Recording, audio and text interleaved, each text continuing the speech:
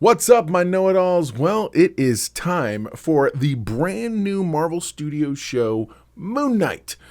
Watched the first episode. I was kind of taken aback. I was sort of blown away by this thing, which is no surprise. It's a Marvel show. The Marvel shows tend to do that. And they seem to be hitting on all cylinders, at least for me. So let's get into it. We're looking at Moon Knight, Episode 1, The Goldfish Problem.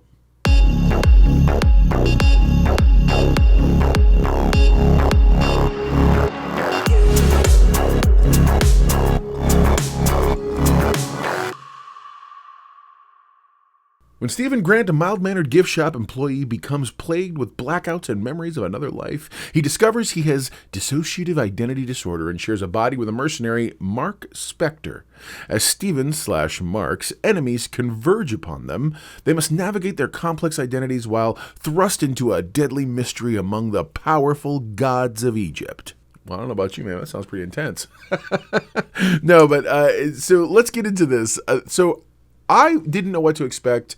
Of course, as a comic book fan of the 90s and whatnot, I've seen Moon Knight like on comic book shelves, but I wasn't really a Moon Knight fan. But not that it wasn't a distraction or anything like that. But at the same time, I don't know. Everybody was comparing him to Batman, and I always saw him as a poor man's Batman. That's changed as of today. So the episode starts with what we see is somebody sitting at a desk, and he's got a tattoo on his arm of sort of weights and scales and whatnot. Later on, you find out this is Ethan Hawke's character.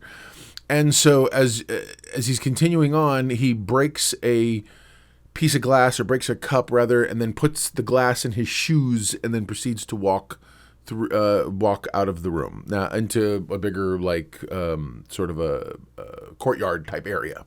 Anyway. And this, of course, I assume is to show just how either penitent or religious or whatever he is, and whatever, man. That sounds like it really hurt pretty bad.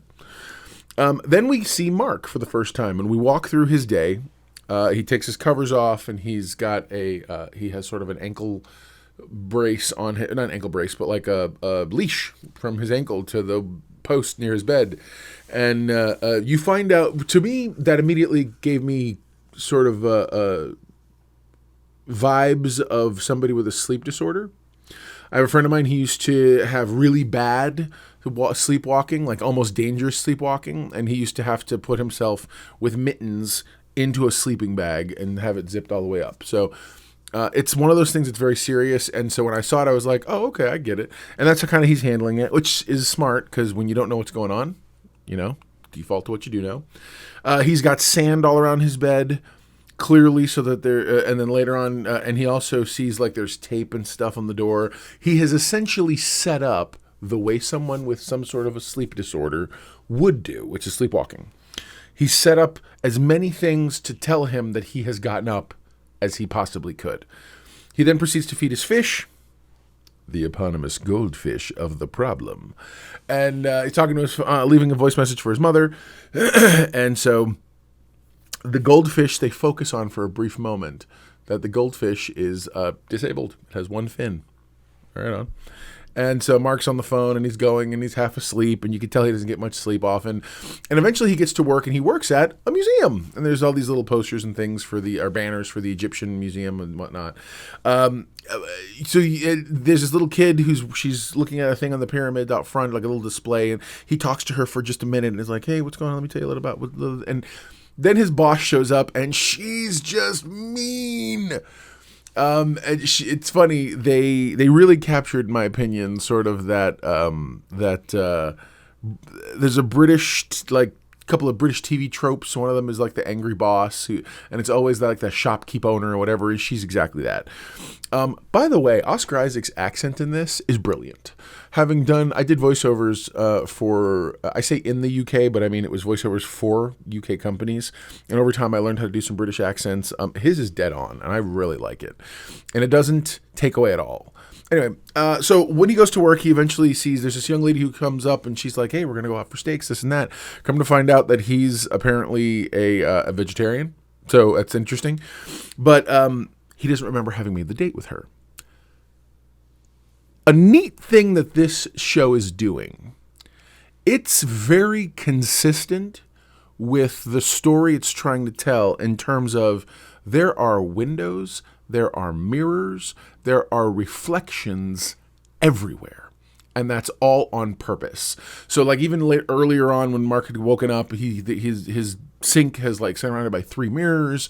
There's glass doors and there's all kinds of stuff. Again, reflective stuff for him just to be able to kind of see himself. Anyway, and so a little bit later he's talking to his boss and whatnot, and she's just ripping him a new one. Then he talks to the classic posed man, the person in New York City they're all silver, and apparently in England they're gold, and he's just kind of talking to him, and so then he goes home, and apparently he's trying to stay awake because he doesn't want to have these nightmares, and he's reading things and whatnot, and he's super well read. The guy's got books everywhere. It's very intense.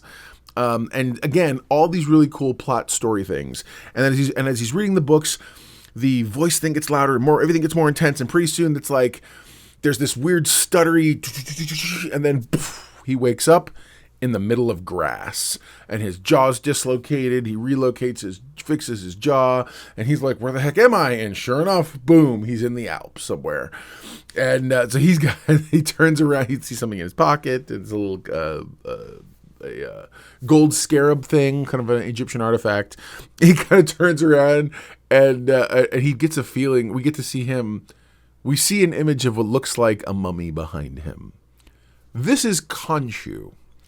So for those of you who aren't familiar with the Moon Knight mythology, Moon Knight is the avatar for the Egyptian god Khonshu, and that's going to come into play a little later. Very important. But he turns around and of course it's gone, and he starts running because there are these guys who saw him and they start shooting at him. So the whole time he's trying to run, and he's himself. He's Stephen Grant, who's like, he's like, "Oh no, what's going on? I can't believe what's happening. Oh my goodness, where should I wake up?" Because again, he thinks this all has to be a dream. And so he's in a village apparently, and you see this dude from the beginning, Ethan Hawke's character, who's this sort of religious zealot-like, what are those, cult leader type people, and it comes across that way. And all the people are apparently ready at this town square, and then these people are offering themselves to be judged. Apparently, Ethan Hawke, I believe he's the avatar for this other Egyptian goddess. She's a goddess of like judgment or whatever. And he proceeds to, like I said before, he got the weight and scales tattoo on his arm. So he holds people's arms, he puts his cane between the arms, and he kind of teeters the thing. And you see the scales moving on his arm. And if they turn green, you're good, you're a good person, you're a good soul. They turn red, you're bad. And then he kills you. And everyone has accepted this judgment because it's like truth and honest and whatever else. And apparently, I'm conjecturing that Mark was sent there to kill him, but we don't know all that yet. Anyway, and so Mark proceeds to, dude says something, it's funny. One of his guys walks up, he's like, "I'm really sorry, this guy broke in, blah, this and that." And so Ethan Hawke is like, he's like, "Dominus Homus," but whatever. Sorry, that's... Whatever. He says the thing he says. He says something in Egyptian. Everyone immediately goes down on their knees, and Steven's like, "Oh, bollocks." And it's like, "Yeah, we caught you, buddy." And they proceed to run, and sure enough, as he's getting cornered, these guys could have tried to... He tries to give... Ethan Hawke wants the Scarab thing. And so he's like, "Yeah, dude, here, totally, take it." And he tries to give it to him, but his hand clenches up and won't let him. And he's like, "What's going on here?" This whole time, by the way, there's a voice that Mark hears. We also hear as the viewer. It's this all-encompassing, all-surrounding, purposely, I believe, in full stereophonic, stereo, that is talking to him like, "Oh, who's this? Oh, no, the idiot's in charge. What's going on?" And it's this really cool dialogue that's happening that lets you know there's more going on, and you think it's in his head. It's funny. This is more what I would have imagined Deadpool was going to do in terms of, because in the comic books, Deadpool talks to him like himself, like he hears voices of different character styles, and I would have loved to have seen them do something like that with Deadpool. They still might in the third one, which I think would be cool. Anyway, but Moon Knight's doing it first, which is really awesome. And so the whole time he's trying to fight these guys off, but not really fighting them. It's his body doing it. And eventually they corner him. And next thing you know, it's like he wakes up and everyone's down. He's holding a gun. He's got a bloody hand with the thing in it. So he apparently snatched it back from somebody. And everyone's kind of looking at him all crazy. And he's like, I have no idea what's going on. And he runs. And eventually he steals a cupcake truck. Because why not? And several times throughout the cupcake truck, so this begins a race, a chase. So this chase is happening, and these guys are jumping, and this one guy comes in the thing, and he's wrestling him, and Mark's like, oh my god, and next thing you know, there's that little flash thing again, and he wakes up. One of the other cars has now flipped. The dude who was chasing him or tried to jump into his truck is now dead against the back door. It's just this whole, like, he's like, what's happening? And this happens again in the same fight. Eventually, there's this truck, ADHD brain, sorry. And the truck has all these trees on it, logs. It's like a big logging truck. And so eventually he like does his thing again. And next thing you know, the truck is flipping over another vehicle and he essentially stops. And this one guy is the last car, the people chasing him, pulls in front of him, and then those same logs from the truck he flipped up high come crashing down and wreck that SUV. Mark wakes up and he's like, oh my God, I can't believe it. It was all a dream. And he's walking around and then he notices from across the house, his fish has 2 fins. The Goldfish Problem. This is when Mark really starts to realize something's up. He goes to the fishmonger. Sorry, he goes to the pet shop. They're like, I don't know what you're talking about. You were here yesterday. He's like, I wasn't here yesterday. What do you think? Because to him it was yesterday was Thursday. Today should be Friday. He dresses up. He gets ready. He goes to the restaurant. He's waiting at the restaurant, and while there, he calls the girl up, and come to find out, it's Sunday. He's lost 2 whole days. This floors him, so he goes home. He comes to his place. And then he kind of pathetically eats the chocolate he was going to take her. The whole thing really focuses a lot on his sadness. And then he drops some chocolates and he goes to pick them up and notices there's scratches on the floor. Then he realizes that the scratches are from his own metal table being slid against the wall. He looks up and he notices that there's a kind of a divot where the wood is wrong, one of the wood slats up above. And so then he finds he climbs up and he finds in there a cell phone and a key, like for a car key. And the cell phone, as he's about to call the name Layla in it, Layla calls him and she's like, oh my God, what's going on? I can't believe it's been months. I've been trying to get a hold of you, this and that. And he's like, I don't know who you think I am. And she's like, what's with the accent? And she calls him Mark, not Steven. He's like floored. And so he starts to hear a voice. It's his voice. And so he looks in the reflections, and again, he goes out into the hall, and he gets to see the spirit of Khonshu sort of in the distance, a shadowy figure, stuff we've seen from the trailer. And so the episode's like 40 some odd minutes long. They get to the chase pretty quick. So I definitely think it's worth watching in terms of, it's not slow. This isn't an origin story. And just as Khonshu's about to get to the elevator, there's an old lady there, and eventually he gets to the floor he's supposed to go in, and he turns back around to the elevator. There's Khonshu, and he wakes up on a bus. Everyone on the bus is looking at him crazy. He gets off the bus only to see Ethan Hawke's character on the bus still. So now he realizes, like, oh, wait a minute, what the heck?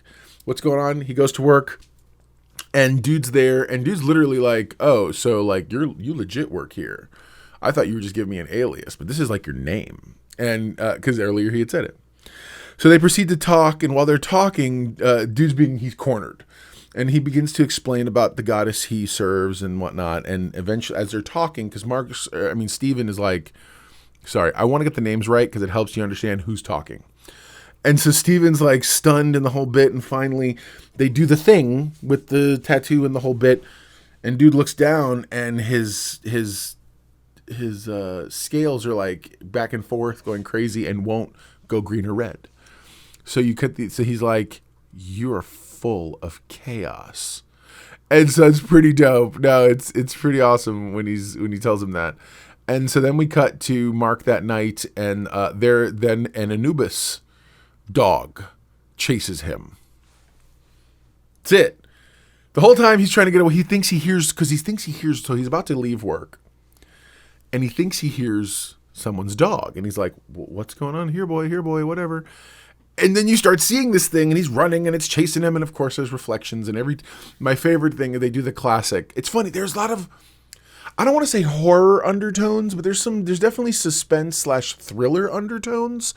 And it can't help but get out of its own way in terms of being a Marvel series. So they're not like, it's very, even though they're going for dark, it's very clean dark. I'm okay with it, but that kind of thing. And so finally he sees the silhouette in the shadow, and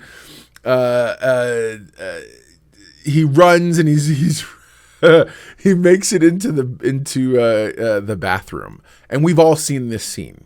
It's the scene in the trailers where he's backing up and there's mirrors everywhere, and he hears the voice say, he's like, Steven, you have to give me control so I can save us. And he turns around, and sure enough, it's a cooler looking Oscar Isaac who clearly has it all together. And the door's about to break down, and sure enough, Steven gives him control.